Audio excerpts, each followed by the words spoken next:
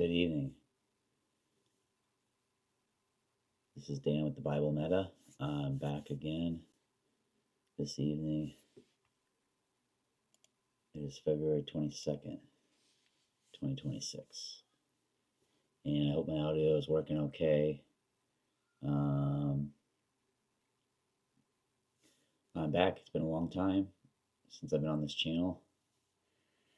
And not feeling the greatest today. My neck's kind of hurting.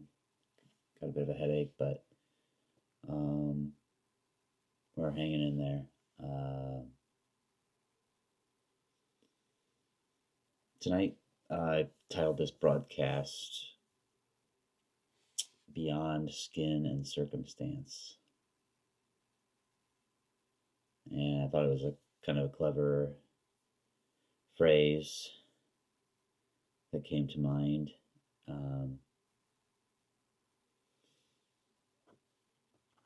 it really came to mind based on the idea that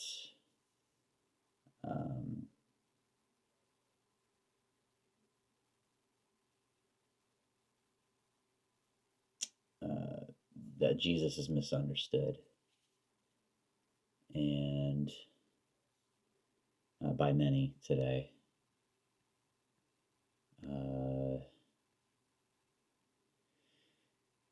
And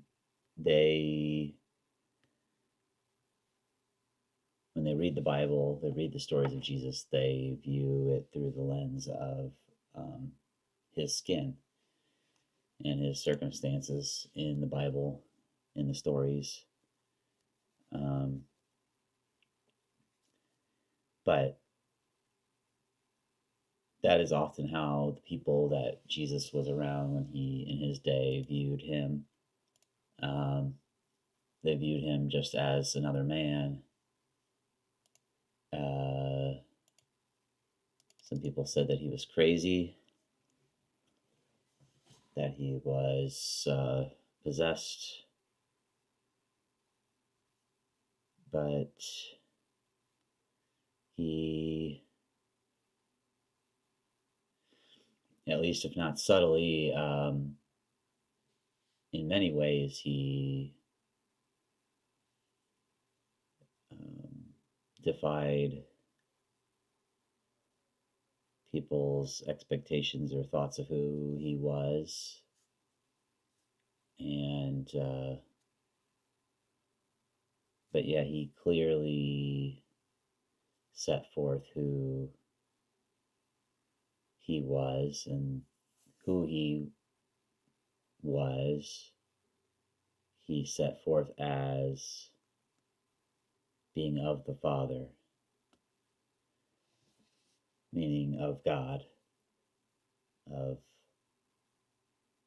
Yahweh or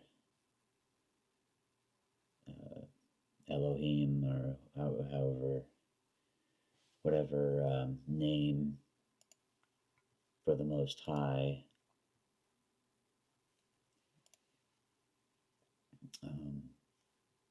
that a person that we're talking about.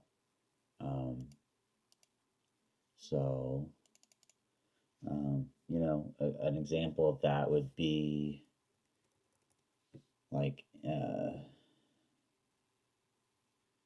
I've talked about in previous, I think the last live stream I did on this channel, I talked about John chapter 8, I think it is, where they ask like who Jesus is, and he says, so much that I'm from above, you are from below. He said, no man has seen the Father except for he who came down from heaven. And Jesus was, of course, speaking of himself having come down from above. And he is differentiating himself from the people he's interacting with in the temple, who he says labels as from beneath. So Jesus doesn't trace his origin just from his entry point into um,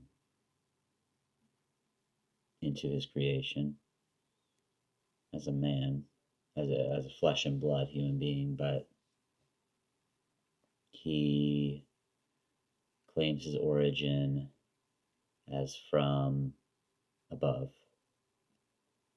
meaning from the heavens, or could say beyond the firmament, which is called heaven. So, and such is depicted in the Old Testament when there were visions of the Lord, like in Ezekiel. Ezekiel has visions, and in his visions there was a crystal throne, and it was above a firmament. He says the firmament was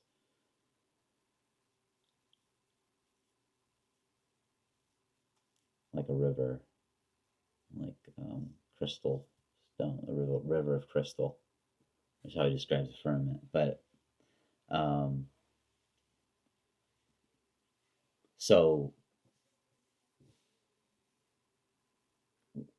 when God gave, when Yahweh, Lord God, gave Moses the pattern for the ark and the tabernacle, he was giving them a pattern, or a pattern, an example of something there to do with God's presence in, his own place, his own existence, his own life that is outside of and beyond the, that which he created. Um, and so it's like his throne, or his and then of course the tabernacle, the ark ultimately ends up going to the temple when it's built. And I guess I'm not sure what happens to all the tabernacle cloths and things like that. Maybe they were stored in the temple later or something, um,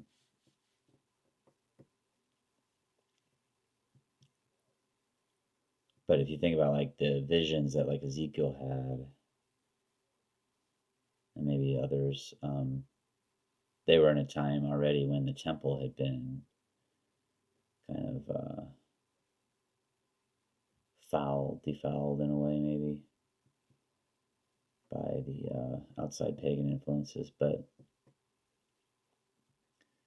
um, so Jesus, the one we know as Jesus in the flesh, whose name was Joshua, or Yahshua, or however it was pronounced. But we know who we're talking about as we call him Christ, meaning like the chosen one, the Messiah. Those are all different names from different languages, meaning the same idea and the same thing. The chosen one being the idea of the Messiah, the Christ in Greek, was like the idea of the one prophesied about from since the Old Testament, since the beginning of time. he was prophesied to come, um, and in greater and greater detail as history went on, as the early history went on, or the first thousands of years of history. So we can look at the flow of the Bible, the flow of history, expand it out, and say um, at least if you're basing it off of what they called the Usher, I forget what the name is, but the guy's name is credited to some specific person for coming up with this timeline of history, but I think you can just kind of deduce it from the Bible itself. But it seems like there's like a 2,000 years roughly of history from the time of Adam, the first man, till the flood of Noah, his day. You could say it's roughly 2,000 years, give or take, from the beginning to the flood of Noah. Because you remember that the people then lived from Adam's time, lived like 1,000 years, almost 1,000 years. Not quite, but just in one lifetime. So the world became very populated. It seems like maybe at first kind of slowly, but then you if you're living for 1,000 years, compounded.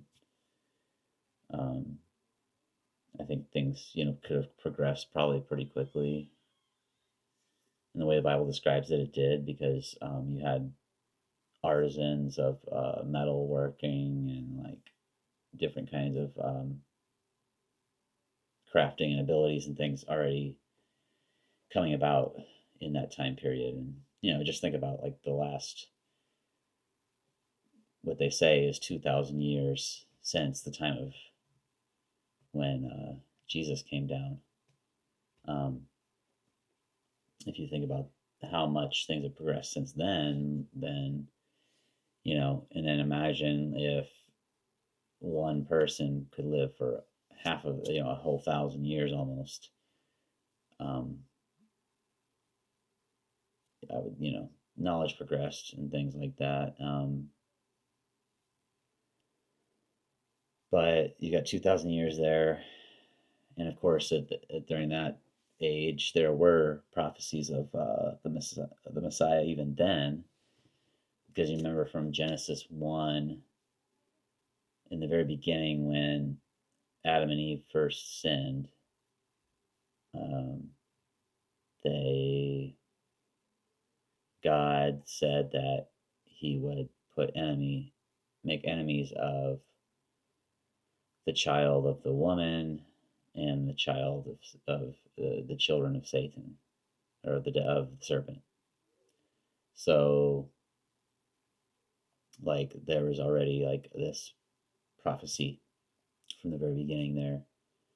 And then there was another prophecy in when Cain killed Abel, that there would be another seed. There would be another seed to replace Abel,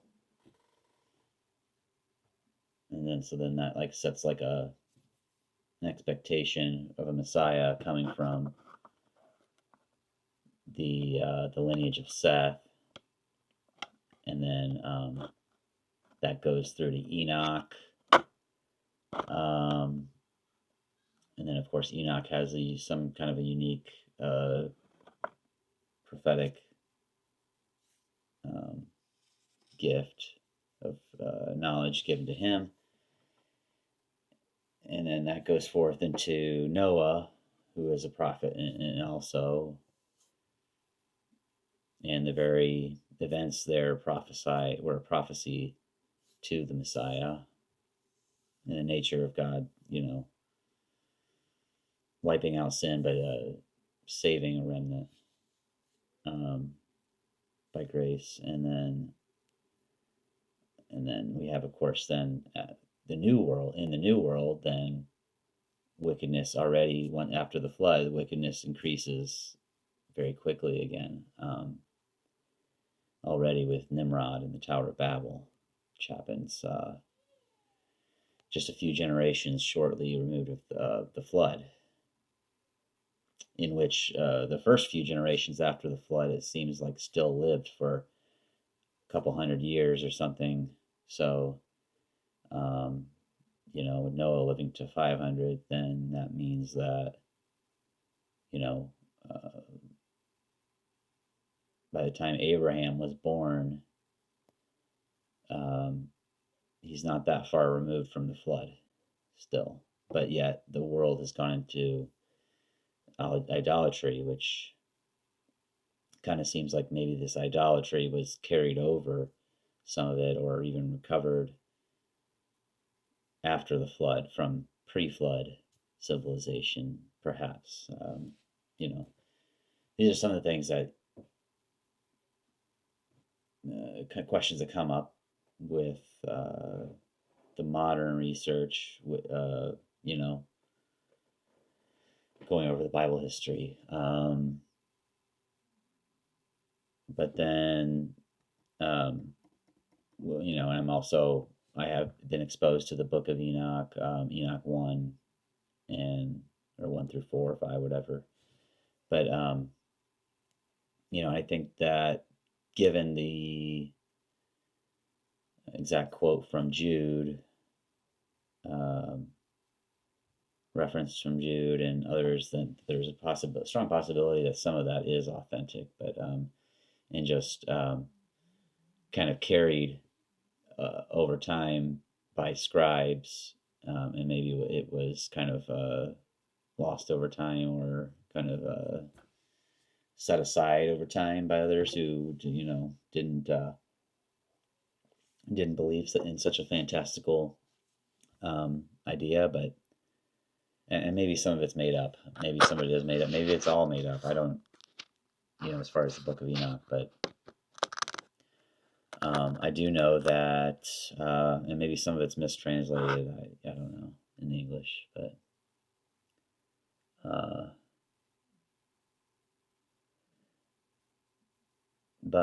it is worth uh, examining. But what was I going to say? So where were we? So Abraham then was already in an idolatrous society, and so God called him, personally out of that to form, you know, or to continue on, his calling of, a chosen race throughout time, and a race not according to the flesh or according to skin, but according to his grace and mercy and wisdom and love. So, so Abraham. Then we know, once we get to Abraham, then it's very clear: Abraham, Isaac, Jacob, and then who is Israel, and then the 12 tribes, and then that gets through the Judges, and then David, and um, you know there are many prophecies then of the Messiah from that time, from the beginning of time. But so the first 2,000 years, and then I guess from the time of Noah to the time of David. I think it says in Matthew it's like 14 generations or something, which I don't know how many, but maybe it's 1,000 years or 500, but I guess maybe 1,000 years. I don't know. There's a certain period of time from Abraham to Moses. Actually, it's like 500 years, I think. And then from Moses to David is like another 500 years, and then like I'm just guessing at this point, so should probably look that back up, um, but regardless, um, once the prophecies become clearer and clearer through as the Bible, as history, looking back on it goes on, the prophecies become more and more specific and clear because um, obviously Moses was a prophecy or a type of Christ. Um, but David was as well. Of course, wrote the Psalms and things, but then you have the individual prophets um, after David during the times of the kings, um, who also prophesied. But then you have in the time of um, Babylon exile, you have the prophecy of the specific date and time when the Messiah would come, which would came through prophecy of Daniel in Book of Daniel, when the king of Babylon at the time, or well, no, the Lord told him, what was it, 490 years. It would be from the time when the decree from King Cyrus came forth to rebuild the temple in Jerusalem. That's what it says. Until the time of, I think, Messiah be cut off or something like that. Uh,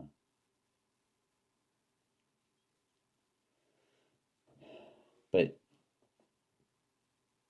um, but that's all done. I believe that's all done. Um, that was all done. It was all about pointing to Jesus, so that it was unmistakable for those who really wanted to examine it, who he was and who he is, really, so that we would believe, so we'd have faith, and through faith we'd have that connection, that understanding of who God really is, and see his power in that he performed all these things. Um, so, um, but that's what's kind of so, even though all those prophecies were given and the um, chief interpreters of the law in Jerusalem during the time of Jesus should have known and, put all this together if they were really looking for him. But yet they didn't.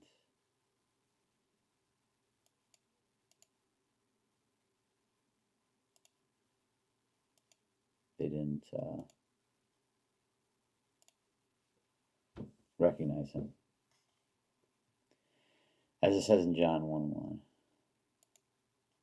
We will go there here.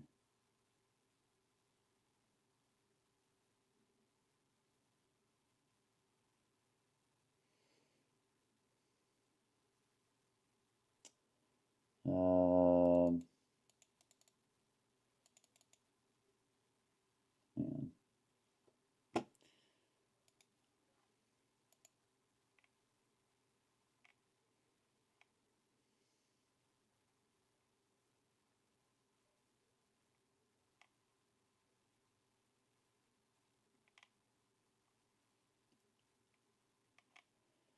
You know, forget what I was going to go to. I mean, I could go anywhere, but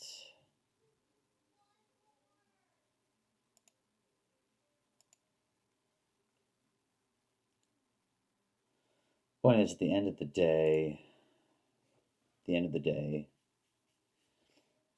um,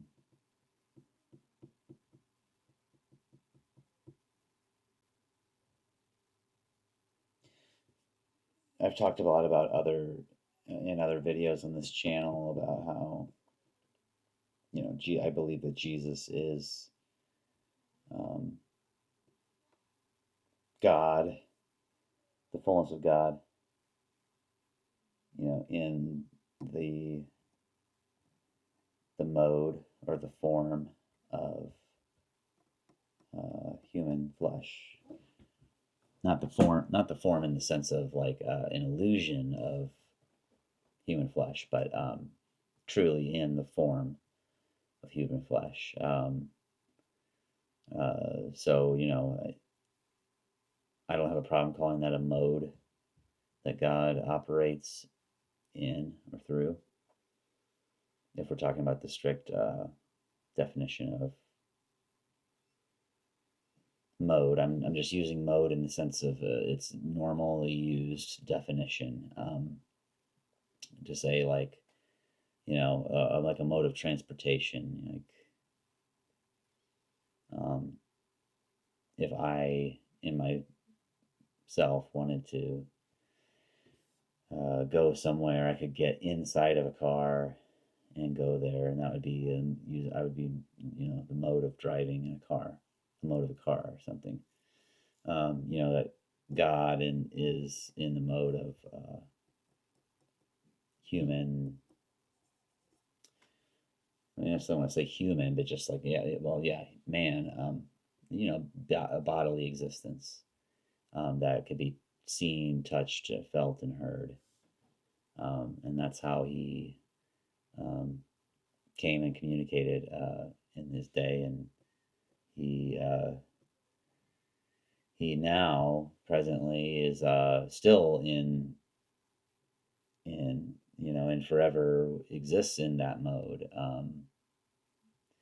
But he also continues to and always has continued to be in the mode of his eternal existence as the Father, and he communicates his existence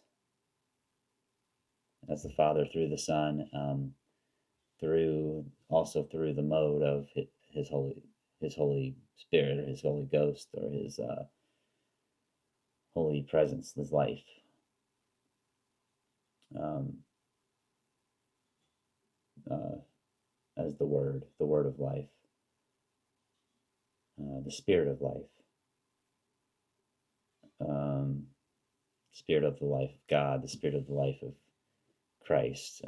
So the life of Christ is the life of God incarnate, how he expresses his own will and his own standards, his own justice, his own righteousness, um, truth, his own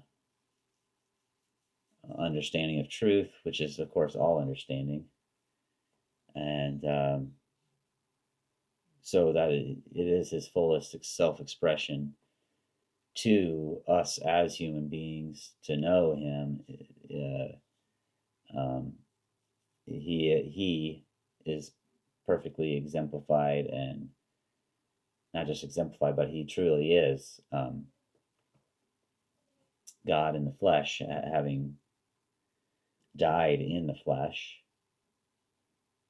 He died in the flesh and rose again in the flesh, rose back to life in the flesh.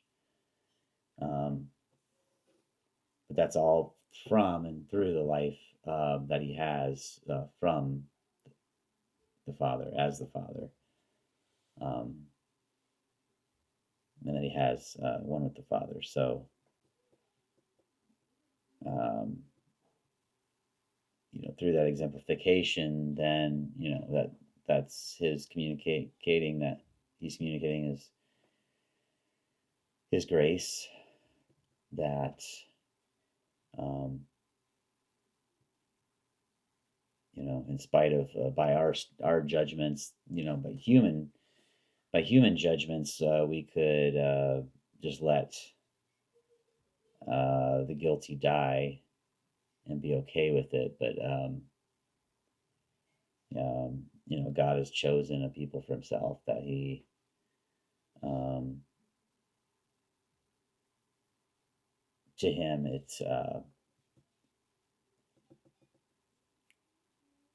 matters for Him enough to come and experience the physical suffering,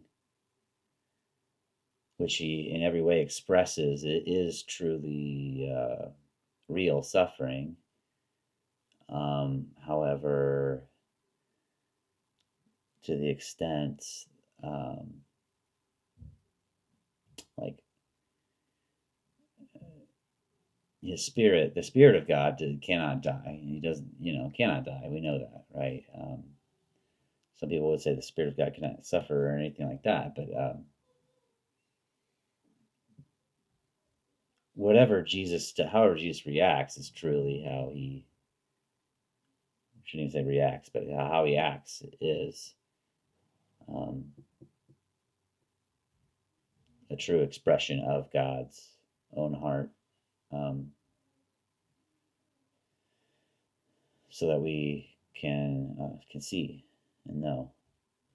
At least we who are given to know that, um, and in this time when the love of many has waxing cold, like it says in the Bible, like it in Thessalonians, I think, but that we should do what we can to exemplify what we know to be true about Him, and to at least, to live that out, to live that through our minds, to reflect on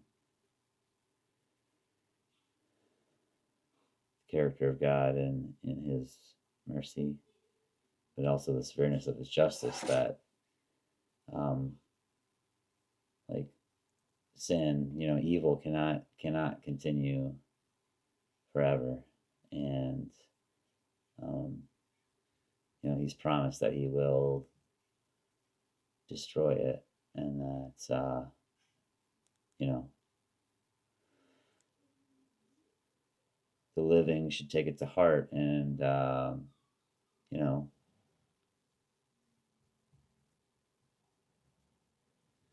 I mean, I know in my own life, I want to, I've been given these thoughts that, um, well, I do need to believe for myself, first of all. You can't, and that's really for anybody. We can't do anything good, or right, and as if it's for somebody else, like as if God can't do something for somebody else, um, ultimately we need the grace of God for ourselves first, but we also, as we're given grace and the faith to believe and to know grace, um, that we, as we're tested in our lives, um, that we are just true to that um, grace, and true to the fact that we're still um, sinners, still needing of grace. That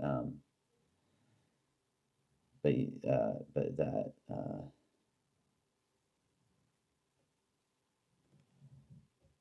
We have to be graceful, gracious to others, especially those who are, you know, God's given us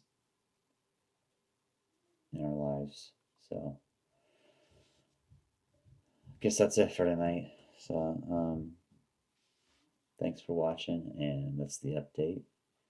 Let me know if you have any questions, and we'll talk to you again soon.